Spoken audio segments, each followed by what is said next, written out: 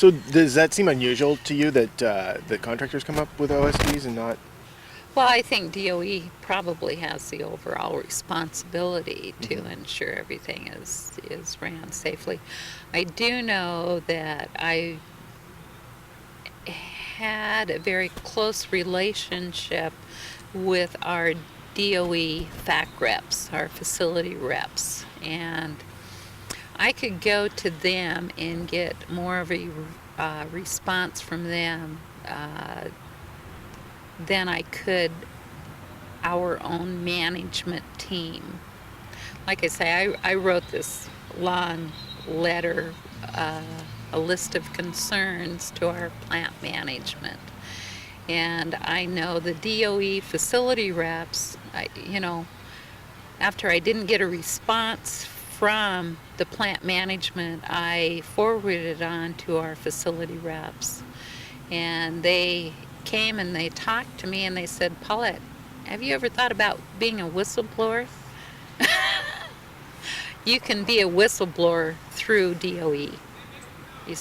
And it's obvious that they're not answering your concerns. And I says, well, I would much rather just wait and see because I feel that they have a responsibility to the safety of the plant personnel to address these and take care of them. And whenever I left, they were working on some of the issues, but they hadn't really answered any of my safety concerns that I had. But And was that Floor Daniel at the time? ah, It's just- B&W and floor, yeah. And is this just recently that you sent this letter? Oh no, This I is- sent that. Gosh, I think it was in '98, late '97 or early '98. Yeah, I still, I still have it. I have some of their responses. I know I showed it to the DOE facility rep, and he just laughed and he says, basically, they're just telling you what they're going to do. They're not answering your safety concerns at all. I says, no kidding. But that was their attitude. You know, we'll do it our way and we don't care about your safety concerns. They're nothing to be concerned about. So, Do you feel you were unique in coming forward about these safety concerns, or were there other workers that you know of that shared these? yeah, there was other workers that had the same concerns that I did, and they took it to the management. And when they didn't do anything about it, they also talked to the facility reps about it. I had one of the managers, one of the came out to me. I was a trainer at the time working in my office. And he came out to me and he says, oh, so you're the one that has all the time to write up on these concerns. And my phone rang and I reached to grab my phone and I was going to say something to him and he was gone. So one of the DOE FAC reps, he says a couple days later, he says, Paulette, he says, are you pushing on your concerns anymore? Or what's going on with that? And I says, I'm just kind of dropping it. And he says, well, why are you doing that? I says, well, because somebody said, oh, so you're the one that has all the time to write about these safety concerns. And he says, who was that? And I says, I'm not going to tell.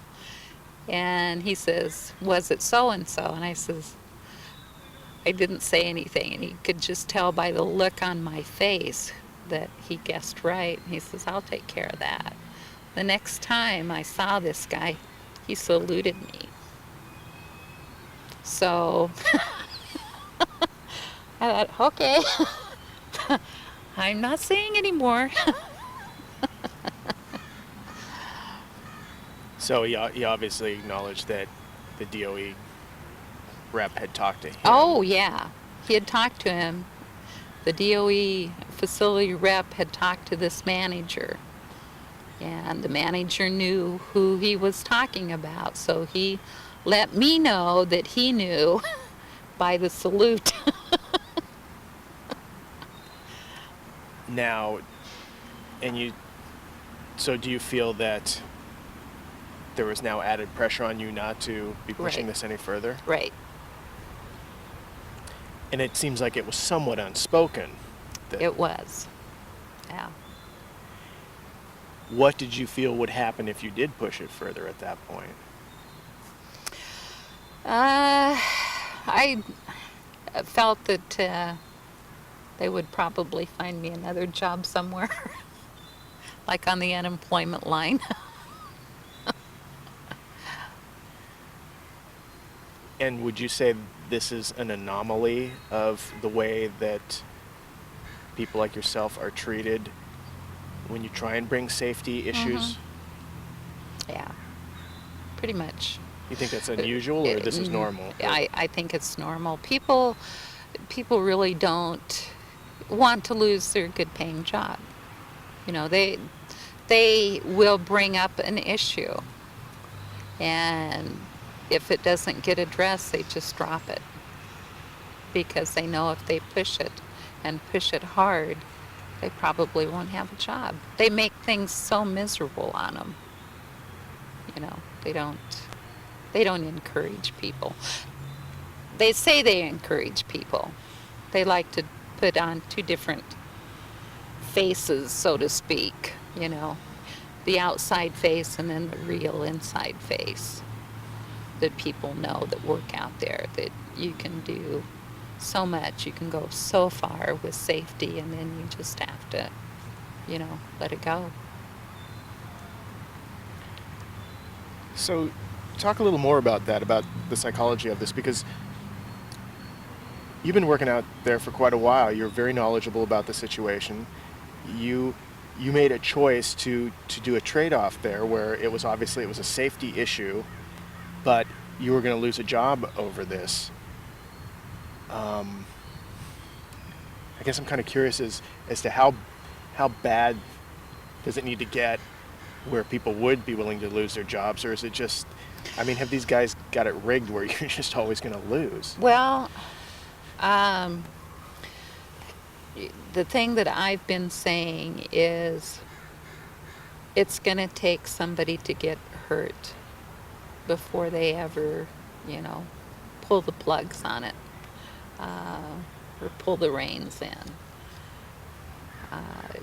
The way things were going prior to my leaving, it's a foregone conclusion that something's going to happen. With all the processes, stabilization processes that they're putting into that facility, the facility won't maintain it. It can't. The facility is too old. And yet all the new stabilization processes that are going to be going online, the plant can't support it. It just can't. And especially whenever they put the maintenance, you know, to keep the building running the way it should run, they keep pushing it back, because it's not a priority.